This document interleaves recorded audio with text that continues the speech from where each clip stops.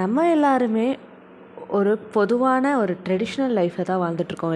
காலையில் எந்திரிக்கிறது, இன்றைக்கி வேலைக்கு போகணுமான்னு யோசித்து வேலைக்கு போகிறது, அந்த வேலையுமே உட்காந்து எப்படா முடியும் எப்படா முடியும்ன்ட்டு செய்கிறது.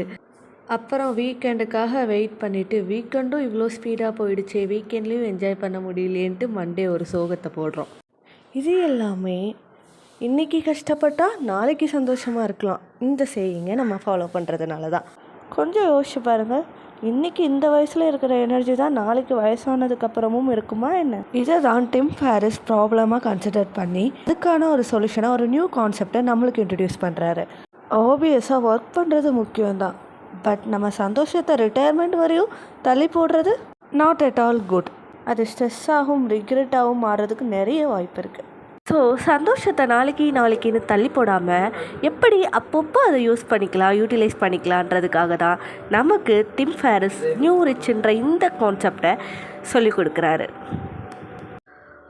நியூ ரிச் இந்த மைண்ட் செட் இருக்கிற பீப்புள்ஸ் கொஞ்சம் டிஃப்ரென்ஸ்.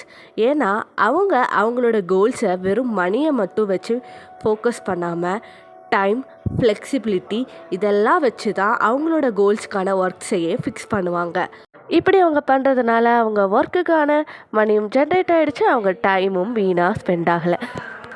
நம்ம லைஃப்பை டிசைன் பண்ணுறதுக்கு முதல்ல நம்மளுக்கு என்ன வேணும்னு நமக்கு தெரிஞ்சிருக்கணும்.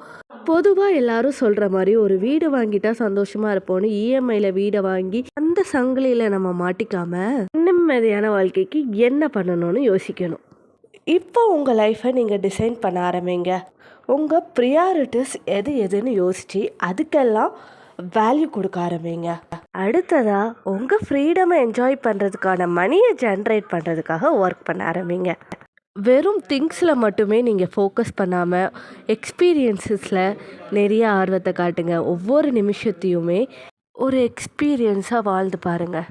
ஒரே ஆளாக எல்லா வேலையும் முடிக்கணும், எல்லா ரெஸ்பான்சிபிலிட்டியும் எடுத்துக்கணும்னு நினைக்காம உங்கள் ஃப்ரெண்ட்ஸ் அண்ட் ஃபேமிலி கூட ஒர்க், ரெஸ்பான்சிபிலிட்டி, ஹாப்பினஸ் இப்படி எல்லாத்தையுமே ஷேர் பண்ணிக்கோங்க. அட் த எண்ட் உங்கள் லைஃப்பை நீங்கள் எப்படி வாழணும்னு நினைக்கிறீங்களோ அப்படி வாழுங்க. சரியா? உங்கள் வாழ்க்கை உங்கள் கையில்.